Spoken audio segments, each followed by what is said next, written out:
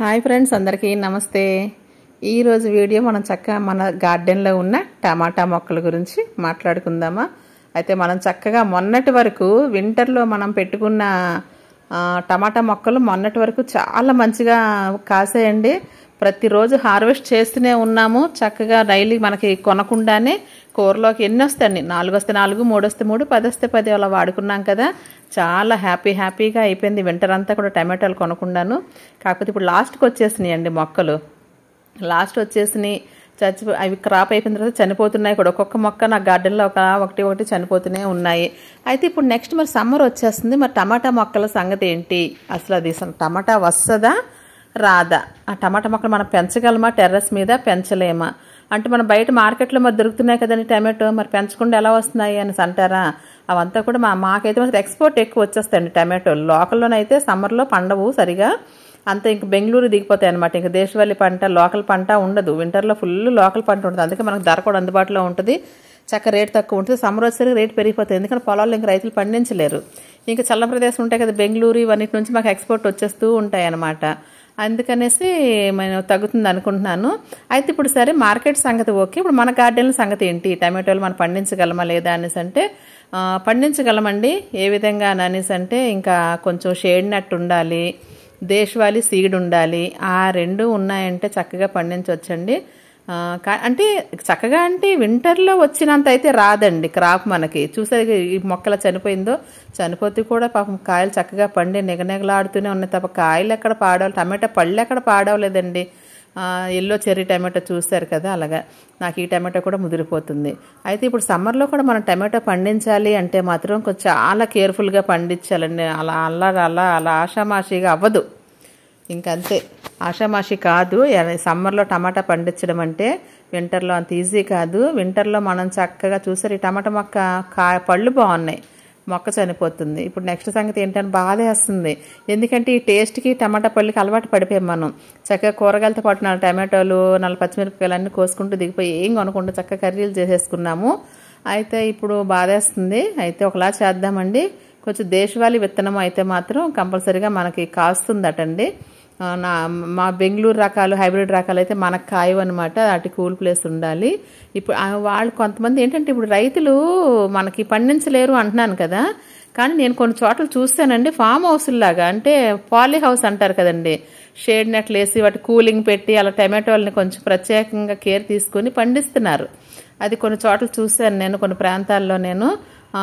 అలా ఆ విధంగా ఆ పద్ధతిలో ఆ మెథడ్ అయితే మాత్రం మనం కూడా కొంచెం చెయ్యొచ్చు. ఎలాగనేసి అంటే కొంచెం షేడ్ నెట్లు, పెద్ద చెట్లు మొదటిన కొంతమంది గార్డెన్లో పెద్ద చెట్లు ఉంటాయి, ఆ పెద్ద చెట్లు నీడన అలాగా పెట్టుకొని కొంచెం హైబ్రిడ్ సీడ్ దొరికితే కొంతైనా మనం బయట కొనకుండా 2 రోజులకి సరిపడా పండించుకుని ఇంకా మిగతా 4 రోజులు 5 రోజులు బయట కొనుక్కుండేలాగా అలా అయినా సరే ప్లాన్ చేయొచ్చేమో అనుకుంటున్నాను నేనైతే మాత్రం టమాటోలు కొంచెం నారిపోసి ఉంచాను. అవి మరి నేను పెట్టాలనుకుంటున్నాను ఎక్స్పెరిమెంట్గా. నేను ఇంకా ట్రై చేయాలి, సమ్మర్లో వస్తాయో రావో ఇంకా ట్రై చేయాలి.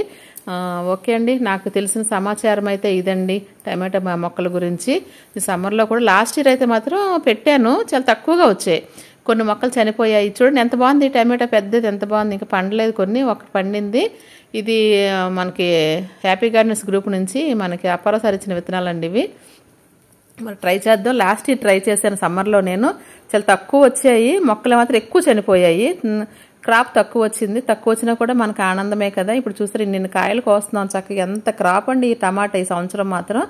వింటర్లో పెట్టుకున్న మొక్కలు ఇప్పుడు వరకు వస్తున్నాయి, ఈ రోజు వరకు వస్తున్నాయి. ఇంకా 4-5 రోజులు, ఇంకొక వారం 10 రోజుల్లో నాకు టమాటో లాస్ట్ అయిపోతుంది. నేను ఇంకా ట్రై చేస్తున్నాను. అది కానీ వచ్చినట్టయితే మీకు అది వీడియో చేసి పెడతాను. అలాగే ఇక్కడ కాకర చూసారా పెరుగుతుంది, పొడవగా పొట్లకాయలాగా పెరుగుతున్నాయండి, పొట్లకాయలాగా చక్కగా పెరుగుతున్నాయి. నెక్స్ట్ హార్వెస్ట్, నెక్స్ట్ వీడియో మీకు కాకర రాబోతుందని మీకు అర్థమైపోయింది ఈ పాటికి. అలాగే ఇక్కడ దొండకాయలు కూడా చాలా ఎక్కువ ఉన్నాయి కదా, ఈ వీడియో కూడా నెక్స్ట్ దొండకాయలు కాకరకాయలు వీడియో రాబోతుంది హార్వెస్ట్లు మీకు. టమాటోలు అన్నీ గార్డెన్ అంతా తిరిగి కోసేస్తాను. ఇదిగోండి చనిపోయిన మొక్కలన్నీ కూడా ఇంక తీసేస్తున్నాం. ఇంక నేనైతే మాత్రం టమాటోలు మాత్రం మొక్క చనిపోతూ కూడా ఇన్ని టమాటోలు హార్వెస్ట్ చేసుకోవడం అదే అసలు ప్రకృతి గొప్ప, మొక్క గొప్పదా అనేసి అంటే అసలు దానికి ఆన్సర్ లేదండి. చనిపోతూ కూడా తన బిడ్డలు మన చేతిలో పెట్టిపోతున్నట్టుగా అనిపిస్తుంది నాకైతే మాత్రం. చాలా ఆనందం వేస్తుంటుంది. అయితే ఇలాగ అయిపోయిన మొక్కలను ఇంకేం చేయలేం కదండి, తీసి కంపోస్ట్లో వేసుకోవడం తప్ప. అందుకు ఇంకా నేను టమాటోలు మాత్రం సమ్మర్లో పెట్టాలని అనుకుంటున్నాను ఈ సంవత్సరం. ఇంకా నేను అది ఎలా ఉందో మీకు నెక్స్ట్ వీడియో మీకు మళ్ళీ మీకు మే నెలలో మీకు తెలియజేస్తాను. అప్పటికైతే కొంచెం పెరిగి క్రాప్ రెడీ అవుతుంది కదా. ఓకేనా ఫ్రెండ్స్, ఇంకా ఏం చేద్దాం, ఇప్పుడు వంకాయలు కోసేద్దాం. వంకాయలు మాత్రం మనకు లోటు లేదు కదా. ఇది ఎప్పుడని నేను నవంబర్లోనే ఎప్పుడో పెట్టిన మొక్కలండి, ఇప్పటికీ అలా కాస్తూనే నవంబర్ కన్నా ఇంక ముందే, ఇంకా మనం జూన్ జూలైలో నార్లు పోసుకుంటాం కదా, ఆగస్టు సెప్టెంబర్లోనే అలాగ పెట్టినట్టు గుర్తు నాకు ఇవి. ఇప్పటికీ కూడా అలా కాయలు వస్తూనే ఉన్నాయండి చక్కగా. అన్ని రకాల దగ్గర 5 రకాలు 6 రకాలు పెట్టుకున్నాను నేను వంకాయలు. అవి ఏవో ఒకటి అలాగ వస్తూనే ఉన్నాయి. నాకు ఇప్పుడు కర్రీకి చక్కగా సరిపోతాయి. ఇక్కడ కూడా ఉంది చూడండి, ఇది బ్లాక్ లాంగ్ వంగ. నేను బ్లాక్ అంటాం కానీ ఇది పర్పుల్ వైలెట్ కలర్ వంగ. కొన్ని చోట్ల నీటి వంకాయలు అని కూడా అంటారు వీటిని. ఈ వంగ అయితే ఫ్రైకి బాగుంటుందండి. నాకు తెలిసి ఈ వంకాయలు ఫ్రైకి చాలా బాగుంటాయి అన్నమాట. గ్రీన్ వంకాయలు టమాటో వేసి ముద్ద కూరకు చాలా బాగుంటుంది. కాకపోతే మనం ఏంటంటే ఇవి 4 వస్తాయి కాబట్టి అన్నీ కలిపి మనం కూర వండేయడమే, టమాటో వేసి కర్రీ చేసేయడమే. ముద్దకూర చాలా చాలా టేస్టీగా ఉంటుంది. ఇక్కడ ఒక పొట్లకాయ ఉంచేసాను, చూసారా మీరు, ఇక్కడ చూసారు కదా. ఇది ఎందుకు ఉంచాను, సీడ్ కోసం ఉంచానండి. నెక్స్ట్ దీనికి సీడ్ కావాలి కదా, మనకి 5 కాయలు వచ్చాయి, చక్కగా కోసుకున్నాము. ఒక కాయ ఉంచేస్తే బాగుంటుంది, సీడ్కి మళ్ళీ దొరుకుతుందో లేదో అనేసి నేను ఒక కాయ ఉంచానండి. మరి ఎన్ని సీడ్స్ వస్తాయో, నేను ఎంతమందికి ఇవ్వగలను, నేనైతే ఒక 4 పెట్టుకుంటాను, ఎంతమందికి ఇవ్వగలిగితే అంతమందికి ఇద్దామనేసి నేను ఈ కాయను ఉంచానండి. ఇది పండిపోయిన తర్వాత దీన్ని సీడ్ ఎలా తీసుకోవాలనేది నెక్స్ట్ వీడియోలో మీరు చూద్దరు. కానీ అయితే ఇప్పుడు కూరలోకి మనకి డైలీ పచ్చిమిరపకాయలు ఉండాలి కదా, డైలీ కొంచెం కొంచెం కోస్తున్నాను, చూస్తున్నారు కదా. ఈరోజు పచ్చిమిరపకాయలు కొంచెం కోసుకెళ్దాం. పచ్చిమిర్చి అసలు కేరింగ్ అదంతా కూడా నేను ఒక వీడియో చేశాను. నాకు ఎప్పుడు నిత్యం ఇలా గుత్తులుగా వేలాడుతూ ఉంటే రోజు నేను కూరలోకి రోజుకో 10 కాయలు కోసుకెళ్తున్నాను. రసంలోకో చట్నీలోకి ఇలా కూరలోకి అన్ని ఏదో దానికి ఒక 10 కాయలు కోసుకెళ్తే డైలీ నేను ఇలాగ కూరలోకి సరిపడక పచ్చిమిరకాయలు పండించుకుంటున్నాను. నా దగ్గర ఎన్ని మొక్కలు ఉన్నాయి, అసలు దాని కేరింగ్ ఏంటి, అవన్నీ కూడా నేను ప్రీవియస్ వీడియోలోకి మీరు వెళ్ళి చూస్తే పచ్చిమిరపకాయ మంచిగా రావాలంటే ఏం చేయాలని ఒక హెడ్డింగ్ పెట్టి నేను ఒక వీడియో చేశాను. అది మీరు ఒకసారి చూసుకోండి. ఈ విధంగా మన గార్డెన్లో ఏ రోజు కూర తగినట్టుగా ఆ రోజు కోసుకెళ్తుంటే చాలా చాలా ఆనందంగా ఉంటుంది కదా. ఈ వంకాయ కలర్ చూడండి, అసలు దీని పేరేంటో తెలియదు. గ్రీన్ కలర్ డార్క్ గ్రీను కాదు, అని ప్యూర్ వైటు కాదు, లైట్ గ్రీన్తో ఉంటుంది ఈ వంకాయ అనమాట. ఈ కలర్లోని ఇక్కడ కూడా చూడండి అలా అదే వైలెట్ కలర్ వంకాయ. ఇది మాత్రం ఒక్కొక్కటి సింగిల్గా రాదండి, ఇది ఎక్కడ చూసినా కూడా గుత్తులుగానే వస్తుంది అనమాట, సింగిల్గా రాదు. ఒక నా దగ్గర ఒక ఫ్యామిలీ ప్యాక్ లాగా వస్తుంది అనమాట. ఫ్యామిలీ అంటే మన ఫ్యామిలీ ఫోటో ఎలా ఉంటుందండి, ఒక 4 ఉంటాం, లేదంటే ఒక 6 ఉంటాం అత్త మామలతో కలిపి, ఆ విధంగా అనమాట. ఇది ఒక ఫ్యామిలీ ప్యాక్ లాగా వస్తూ ఉంటాయి. అలాగే ఇక్కడ చూడండి, ఇది గుత్తి బీర. నెక్స్ట్ వీడియో దీని మీద చేయబోతున్నాను నేను. అసలు ఇది సీడ్ ఎక్కడిది, ఎలా పెంచుకున్నాను అనేది. గుత్తిబీర దేశవాళీ బీర అండి, ఇది చాలా వాల్యుబుల్ సీడు, మంచి వెరైటీ అనమాట. దేశవాళీ పంట అంటే మరి మనకు ఆరోగ్యానికి సంబంధించింది, మంచి పోషక విలువలు కలిగింది కదా. ఇది నేను హార్వెస్ట్ చేసినప్పుడు మీకు వీడియో చేస్తాను. నేను కొంచెం పెరగాలండి, చిన్నవే ఉన్నాయి. ఇది గుత్తి బీర అంటారు, గుత్తులుగా వస్తాయి అన్నమాట. ఇది పెద్దగా మామూలు బీరకాయలాగా పెద్దగా పెరగవండి, ఇలా ఉంటాయి. ఎంత బాగుందో కదా. ఆ వంకాయ గుత్తులు ఎలాగ వస్తున్నాయి, ఇలా బీరకాయ గుత్తులు రావడం అంటే ఎంత సరదా వేస్తుందో. నేను ఫస్ట్ టైం పండించడము, అది నేను మీకు మంచి వీడియో చేసి పెడతాను దాని గురించి. అలాగే ఇక్కడ తెల్ల కాకర ఒకటి ఉందండి, వదిలేస్తే పండిపోద్ది, కోసేద్దాం. కానీ ముట్టుకొని లాగితే వచ్చేస్తుందండి, కట్ చేయక్కర్లేదు. తెల్ల కాకర ఒక మామూలు కాకర కన్నా దీనికి కొంచెం ఘాటు తక్కువనే చెప్తాను నేనైతే మాత్రం. అలాగే ఇక్కడ చూడండి, ఇవి ముందు ఇంకా హార్వెస్ట్ ఉంది, బుట్ట ఖాళీ చెయ్యాలి. ఇంకా నెక్స్ట్ హార్వెస్ట్ ఏంటనేసి అంటే అది కూడా చెప్తాను. ఈ బుట్ట ఖాళీ చేసుకెళ్ళాలి కాబట్టి నేను ఇప్పటి వరకు కోసినవన్నీ చూపిస్తున్నాను. చక్కగా ఒక 1/2 కేజీకి వంకాయలు వచ్చినాయి, ఒక కాకరకాయ పక్కన పెడదాం. అలాగే టమాటోలు వచ్చినాయి. అలాగే ఇప్పుడు ఇంక తోటకూర అండి, ఈ తోటకూర చూశారు కదా, ఇది కొయ్యి తోటకూర అంటారు, దాన్ని పిచ్చి మొక్క కింద వదిలేస్తుంటారు చాలామంది, కానీ చక్కగా వాడుకోవచ్చు. నేనైతే మాత్రం నేను ఆహారంలో భాగంగా దాన్ని పప్పులో వేస్తాను, కర్రీ కూడా చేస్తాను. ఈరోజు వంకాయలే కాకుండా కూరకి గోంగూర తోటకూర కూడా కోద్దామండి. తోటకూర నాకు ప్రతిసారి ఇంత పెద్ద ఆకులతో వచ్చింది. 3 రకాల తోటకూర, 4 రకాల తోటకూర కదా మన గార్డెన్లో ఉన్నది.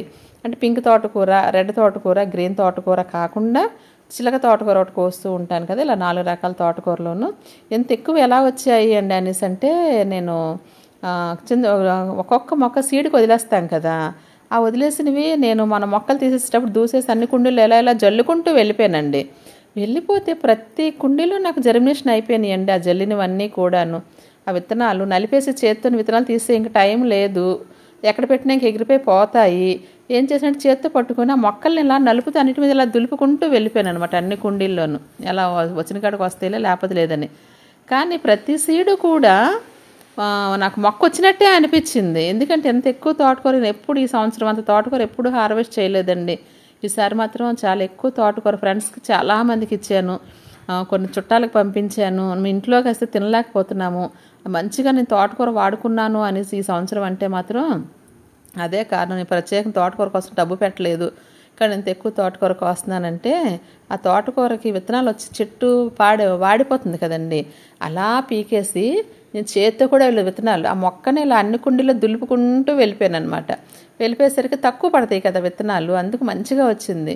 తోటకూర ఎప్పుడు కూడా ఎక్కువ విత్తనాలు వేసాము అంటే దగ్గరగా పుట్టగా పుట్టేసి అస్సలు పెరగవండి. ఇంత పెద్ద పెద్ద చెట్లులాగా పెరగాలంటే పెరగవు. కానీ మీరు చూస్తున్నాను, కత్తిరి కూడా పెట్టలేదు, చేత్తోనే ఇరిచేస్తున్నాను, ముట్టుకుంటే ఇరిగిపోతున్నాయి అనమాట. అంత చక్కగా వస్తుంది తోటకూర. అంటే అంత లేతగా ఉందని అర్థం. ముదిరితే మనం చేత్తో కొయ్యలేం కదండి, కత్తెర కావాలి. కానీ చేత్తోనే నేను కోసేస్తున్నానంటే ఎంత లేతగా ఉందో మీరు అర్థం చేసుకోండి. ఆయన ఈరోజు హార్వెస్ట్ వీడియో చేస్తున్నాను కాబట్టి మీకు చూపించగలుగుతున్నాను. మధ్య మధ్యలో మనకి ఫ్రెండ్స్ వస్తున్నారు, గబగబా కోసి వాళ్ళ చేతిలో పెట్టేస్తాం కదా, అప్పటికప్పుడు వీడియో తీయడం అవ్వదు. చాలా వీడియోలు మనం అన్ని వీడియోలు పెట్టలేము, అన్ని హార్వెస్ట్లు కూడా వీడియో పెట్టలేము. మనకు ఆ రోజు టైం ఉంటేనే వీడియో పెట్టగలం అనమాట.